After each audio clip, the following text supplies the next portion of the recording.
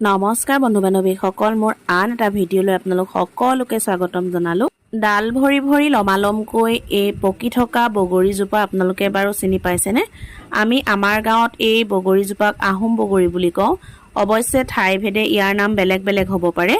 আৰু সৰুতে যেতিয়া আমি বগৰী বা তেনেকুৱা অন্য কিবা ফল মূল মানুহৰ ঘৰত দেখা পাইছিলোঁ, বিশেষকৈ বকুল, আৰু তেতিয়া আমি এনেদৰে ইহঁতৰ নিচিনাকৈ সেই ফল মূলবিলাক ছিঙি খাইছিলোঁ আৰু গৃহস্থইও আমাক বাধা দিয়া নাছিল।